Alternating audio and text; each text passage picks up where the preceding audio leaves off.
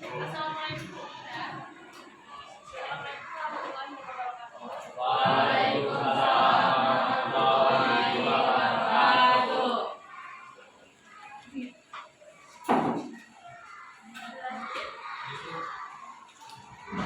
Adinda, Alfi, Marisa, Deril, Dea, Priscilla, Kamila, Iqbal, Hadir, Bu. Yohan, Farnisa, Lana, Leonardo, Hadir, Bu. Masa, Majela, Meta, Lula, Zaki, Fadir, Isa, Sakit, Mukmin.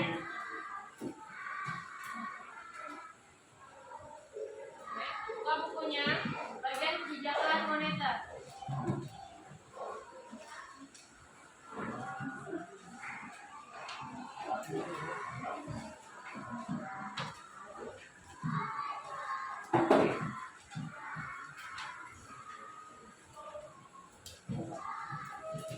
Nah, langkah pertama menjaga kebijakan moneter.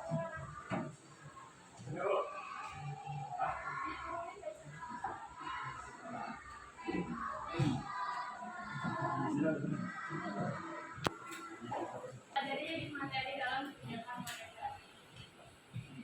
Apa itu kebijakan moneter? Kebijakan moneter adalah kebijakan yang dilakukan pada pemerintah otoritas moneter untuk mengatur jumlah uang moneter yang bertujuan meningkatkan pertumbuhan ekonomi, stabilitas harga, dan perbaikan kinerja perekonomian. Di mana Bank Indonesia adalah penentu kebijakan moneter. Misalnya di depan, bahwasanya kebijakan moneter ialah kebijakan moneter yang diberlakukan pada pemegang otoritas moneter untuk mengatur jumlah uang yang beredar dan bertujuan meningkatkan suatu pertumbuhan ekonomi, stabilitas harga-harga, dan perbaikan kinerja perekonomian, di mana BI ialah penentu dalam kebijakan suatu moneter. Nah, masuk ke dalam peran kebijakan moneter. Apa saja peran kebijakan moneter? Satu, membantu mempercepat proses pembangunan, merupakan pengarahan atau pengiriman data yang dilakukan untuk memberi suatu modal pada sektor perekonomian strategis, seperti lahan pertanian dan lahan industri. Kedua, menciptakan penawaran uang yang cukup, di mana pengaruh kebijakan moneter pertama kali dirasakan pada sektor moneter dan perbankan dan perbankan, seperti tingkat bunga, inflasi dan kredit. Oke, yang pertama bisa dilihat di depan itu ada membantu mempercepat proses suatu pembangunan. Nah, ini penjelasannya ada di depan.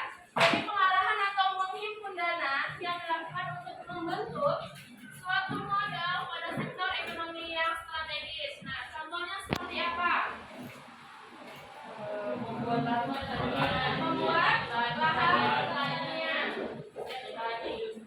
Yang kedua ada menciptakan penawaran uang yang cukup. Nah, di situ sudah dijelaskan di mana pengaruh kebijakan moneter pertama kali dirasakan pada sektor moneter dan perbankan seperti tingkat bunga, inflasi dan kredit yang kemudian dilakukan oleh kebijakan moneter untuk mempengaruhi jumlah uang yang beredar.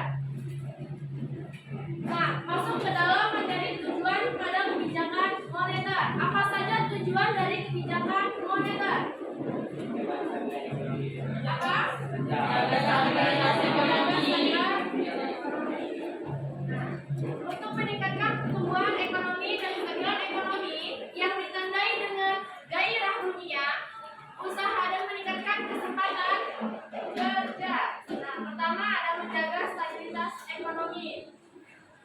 Apa itu menjaga stabilitas ekonomi? suatu keadaan perekonomian yang berjalan sesuai dengan harapan, terkendali dan kesinambungan. Yang kedua, Meningkatkan kesempatan kerja.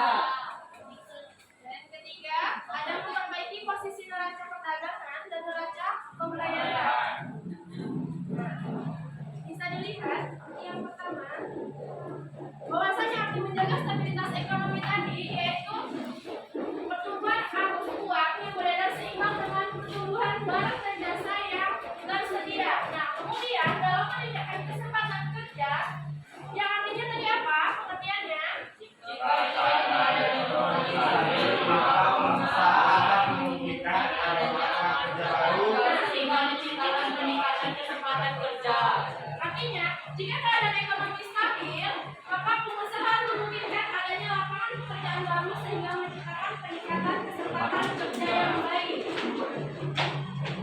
Bisa dilihat dalam materi yang ketiganya, memperbaiki posisi itu bisa dilihat sini. Jika negara mendevaluasi mata uang rupiah ke mata uang asing, maka harga-harga barang eksporan menjadi lebih murah.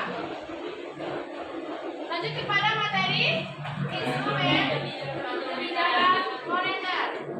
Di sini ada politik contoh. Yang kedua, operasi pasar. Dan yang ketiga ada dan yang keempat ada kredit. Apa politik diskonto? Bisa dilihat di bukunya. Tingkat suku bunga kredit yang ditetapkan pemerintah atas pembayaran dari bank umum ke bank sentral. Pada kebijakan ini pemerintah mengurangi atau menambah jumlah uang beredar dengan cara mengubah diskonto bank umum. Nah, artinya bisa dilihat jika kesulitan terjadi karena ekonomi yang beredar terlalu sedikit, maka bank sentral akan mengusahakan untuk mengubah atau menambah uang dengan cara menurunkan suku bunga. Paham sampai sini? Lanjut ke operasi pasar terbuka. Apa pasar terbuka?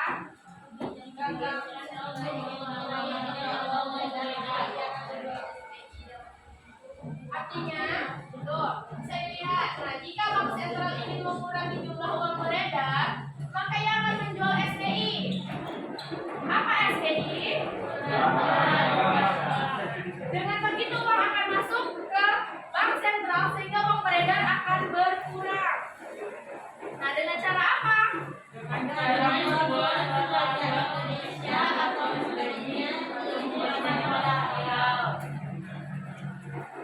Dengan menjual surat berharga Indonesia. Yang ketiga ada kebijakan keras. Nah, apa pengertiannya? Merupakan kebijakan pemerintah yang dilakukan bank sentral untuk mengatur cadangan kas bank-bank umum. Nah, artinya selama ini cadangan kas kan wajib 25% ya. Lalu bank sentral melihat jumlah uang beredar terlalu banyak, kemudian bank sentral menaikkan cadangan wajib sebesar 30%. Dengan meningkatkan cadangan tersebut, berarti jumlah uang yang beredar berkurang. Gimana kebijakan ini biasa diambil saat terjadinya inflasi. Nah, dengan begitu jumlah uang beredar akan bertambah. Kebijakan ini terjadi saat terjadinya deflasi. Nah, kemarin kita bahas mengenai deflasi. Apa itu deflasi? Harga secara umum mengalami penurunan dan nilai uang bertambah. Oke, yang keempat ada kebijakan kredit. Apa itu? Bisa dibacakan? Kebijakan ini biasanya diambil saat ekonomi sedang mengalami gejala inflasi.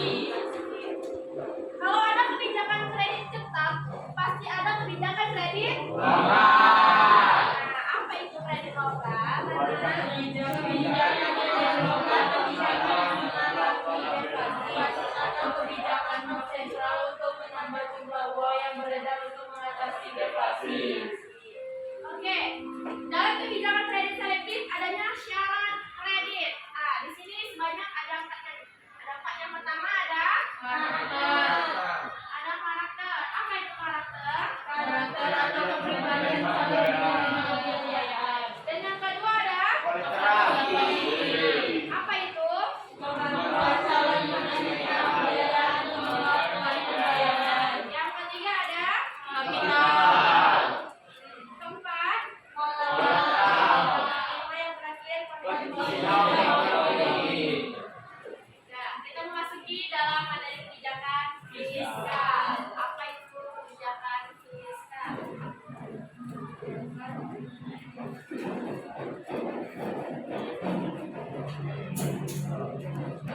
Kebijakan fiskal itu penerimaan dan pengeluaran pemerintah yang merupakan faktor untuk mempengaruhi tingkat kesejahteraan masyarakat. Perlu diketahui rumah tangga negara tidak sama dengan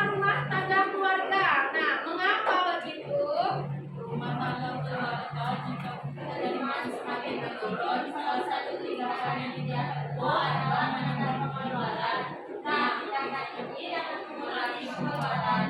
Sebaliknya dalam rumah tangga negara, jika pengeluaran yang dikatakan uang kegiatan ekonomi akan menjadi lesu. Nah, jika begitu kebijakan apa yang akan diambil pemerintah pada saat penerimaan atau pendapatan menurun? Tindakan yang mungkin akan diambil adalah mengatur pengeluaran agar pengeluaran tersebut berdampak positif pada perbaikan ekonomi. Lihat di situ. Bisa dilihat di situ untuk mengatur pengeluaran agar pengeluaran tersebut berdampak positif pada perbaikan ekonomi. Nah, peran kebijakan fiskal ada tiga. Yang pertama, pengertiannya mengesahkan peningkatan kemampuan pemerintah dalam rangka meningkatkan kesejahteraan rakyatnya. Salah satu yang dilakukan oleh pemerintah dalam kebijakan fiskal ini ialah menyusun APBN dan meningkatkan pertumbuhan ekonomi yang merata. Nah, yang kedua ada kebijakan fiskal terdiri dari dua, ada fiskal ekspansi dan fiskal kuantitatif. Nah, yang pertama apa? Kebijakan penguatan perekonomian melalui pertumbuhan tinggi. Nah, yang kedua Kebijakan yang dilakukan saat perekonomian mencapai kerja penuh. Nah, kesempatan kerja penuh itu apa yang kemarin sudah dibahas? Kesempatan kerja penuh. Jumlah kesempatan kerja sama atau dengan jumlah tenaga yang tersedia. Oke, lanjut ke fungsi kebijakan Fiskal. Ada meningkatkan kualitas belanja negara. Yang kedua, menjaga stabilitas harga untuk menumpas kecurangan yang mengganggu stabilitas suatu harga. Yang ketiga, ada mendorong laju investasi dengan meningkatkan kepercayaan investor dalam kestabilan ekonomi. Nah, yang terakhir ada pembangunan lahan pekerjaan ekonomi yang mengurangi pengangguran. Nah, di sini ada instrumen pekerjaan fiskal. Pertama ada pajak. Yang kedua ada pengeluaran pemerintah. Nah, yang pajak apa? Penggunaan daya sumber daya yang ada di sektor rumah tangga dan dunia usaha ke sektor pemerintah melalui mekanisme pemungutan tanpa wajib membayar balas jasa kartu. Bisa lihat mengapa pajak termasuk ke dalam instrumen kebijakan fiskal. Karena pajak bagian yang tidak dapat dipisahkan dari kebijakan fiskal. Karena itu, pajak merupakan distributor terbesar dalam anggaran pendapatan dan belanja negara. Bagian pengeluaran pemerintah, di mana pemerintah setiap tahunnya menyusun rencana anggaran pendapatan belanja negara yang diajukan oleh DPR untuk disahkan menjadi APBN. Karena apa? Pertumbuhan ekonomi sangat berpengaruh pada kebijakan fiskal yang terwujud pada APBN. Oke, pelajaran kita hari ini sampai di sini. Ada yang ingin ditanya? Ada yang ingin ditanyakan? Saya harap kalian dapat mengerti apa yang saya jelaskan tadi. Jika ada yang ingin bertanya, dipersilakan.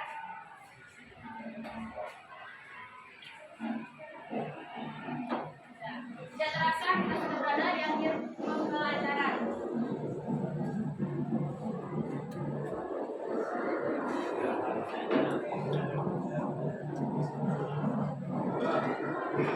Apakah materi yang saya jelaskan tadi mudah dipahami? Kalau saya menanya untuk satu orang atau beberapa orang untuk menjelaskan apa yang saya jelaskan tadi, bisa? Ya. Siapa yang mau menjelaskan bagian kebijakan moneter? Ya, bisa.